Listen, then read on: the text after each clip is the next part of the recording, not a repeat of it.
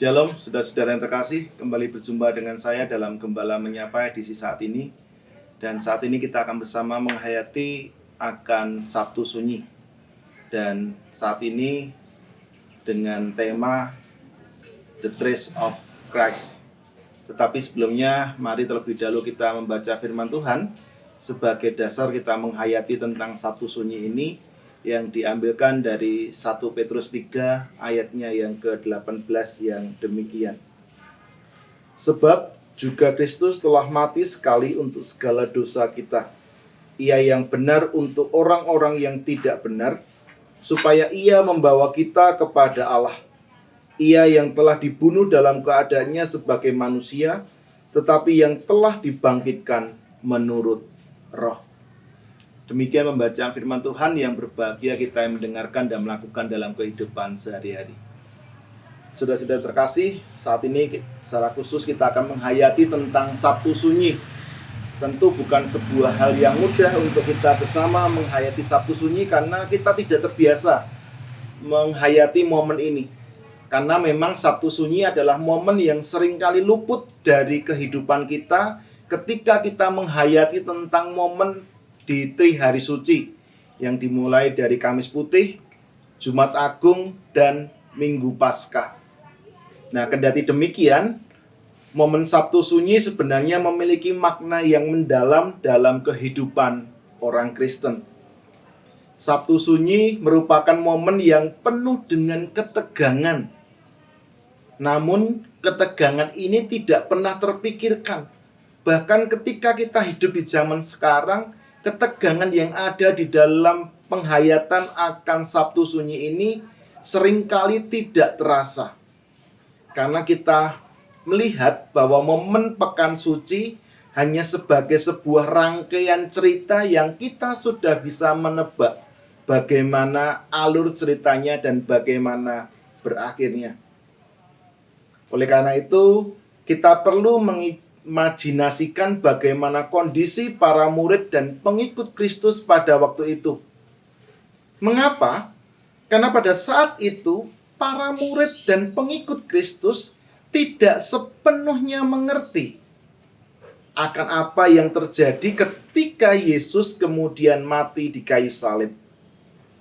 Meskipun Kristus sebelum kematiannya sudah memberitahukan akan kematiannya kepada para murid, dan kemudian akan mati dan bangkit pada hari yang ketiga, tetapi itu tidak sepenuhnya bisa menolong para murid untuk memahami tentang apa yang terjadi ketika itu. Nah, saudara-saudara yang terkasih, surat 1 Petrus 3 ayat 18 ini menjadi salah satu petikan yang dapat menolong kita untuk dapat memaknai Sabtu Sunyi. Dan ayat ini juga membawa kita ke pertanyaan, mengapa toh Kristus harus turun ke dalam kerajaan maut? Saudara-saudara yang terkasih, tujuan penulisan surat ini memberikan nasihat untuk selalu berbuat baik di dalam menghadapi penderitaan, serta menjadi penguatan bagi orang-orang percaya bahwa dengan senantiasa berbuat baik, maka mereka kemudian memperoleh kemenangan dan menjadi pihak yang menang di dalam penderitaan yang mereka alami. Kemenangan atas penderitaan dapat dilakukan dengan memiliki pengharapan dan ketekunan untuk selalu berbuat baik melampaui penderitaan yang mereka alami. Kemenangan yang sama juga kemudian diperoleh Kristus ketika berhasil melampaui penderitaannya di dalam proses karya penyelamatannya atas dunia ini. Nah, saudara-saudara yang terkasih, untuk memaknai Sabtu Sunyi ini setidaknya kita juga perlu melihat secara utuh dari 1 Petrus 3 ini. Nah, dalam 1 Petrus 3 ayat 13 sampai dengan 16 ini menganjurkan bagaimana umat Kristen memiliki kehidupan yang baik dan kudus di dalam jati diri dan kesaksian hidup sosialnya. Sehingga jika ada orang yang kemudian memfitnah, maka fitnahnya tidak akan berlaku dan tidak akan dipercaya. Karena hidup orang Kristen berada dalam kemurnian, baik dalam rasa, karsa, dan raga. Terlebih lagi ketika menghadapi penderitaan, karena kehendak Allah jauh lebih baik dibanding menderita karena akibat perbuatan jahat. Saudara-saudaraku, kita juga perlu melihat kembali lanjutan pada ayat yang ke-22 yang menjadi nasihat untuk tetap hidup di dalam kesetiaan iman, kemurnian nurani meskipun di tengah-tengah penderitaan yang ada. Dan itu semua menjadi respon bagi kita atas penderitaan Kristus yang menyelamatkan dan berdaulat atas segala sesuatu. Dengan demikian, maka Sabtu Sunyi dalam bingkai surat bacaan kita saat ini merupakan cara untuk meneguhkan umat yang dalam penderitaan, yang sedang merenungi tentang karya penderitaan dan kemenangan Kristus yang layak mendapatkan hormat dan kesetiaan dari umat sekarang, yaitu kita, baik saya maupun saudara, yang mungkin saat ini hidup dalam penderitaan, pergumulan, bahkan situasi sulit yang lain. Saudara-saudara terkasih, momen Sabtu Sunyi merupakan momen untuk menolong kita berkontemplasi dalam hening. Momen untuk meneguhkan diri dan mengarahkan hati kita kepada Kristus yang memenangkan pergumulan sehingga layak mendapatkan puji dan puja dari kita. Akan tetapi, pemaknaan Sabtu Sunyi bukan sekedar hanya berkontemplasi, bukan hanya sekedar berefleksi semata, namun juga perlu untuk refleksi yang kita bangun, kita ejawantahkan, kita nyatakan di dalam kehidupan nyata sehari-hari sebagai bentuk penghayatan kita kepada Sang Kristus Yesus. Inilah jejak Sang Kristus atau the trace of Christ. Oleh karena itu, saudara-saudaraku yang terkasih, selamat menghayati Sabtu Sunyi dan selamat mengikuti dan menjadi jejak Sang Kristus. Amin. Saudara-saudara terkasih, sebelum kita bersama berdoa, kita akan mendengarkan kesaksian pujian yang berikut ini. Selamat menyaksikan.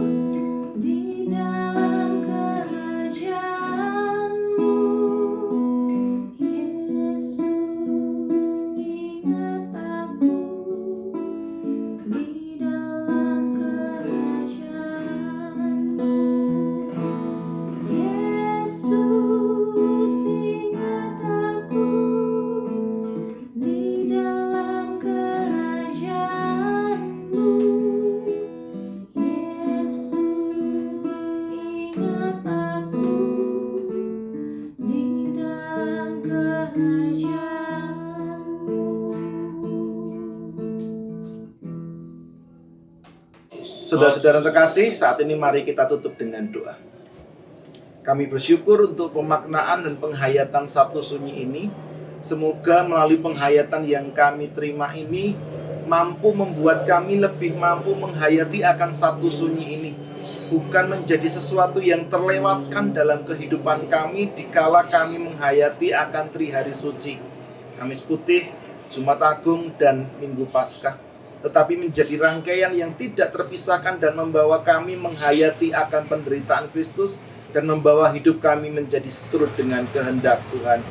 Tuhan, tolong kami untuk kami semakin mampu menghayati penderitaan Kristus dan menjadikan penderitaan Kristus bukan menjadi sesuatu yang sia-sia, tetapi mampu merubah hidup kami menjadi seturut dengan kehendak Tuhan. Tuhan, tolong kami. Amin. Saudara-saudara yang terkasih, demikianlah Gembala Menyapa edisi saat ini. Kita berjumpa lagi dalam Gembala Menyapa edisi berikutnya. Jangan lupa untuk subscribe, like, dan share video ini menjadi berkat bagi saudara-saudara yang lain juga.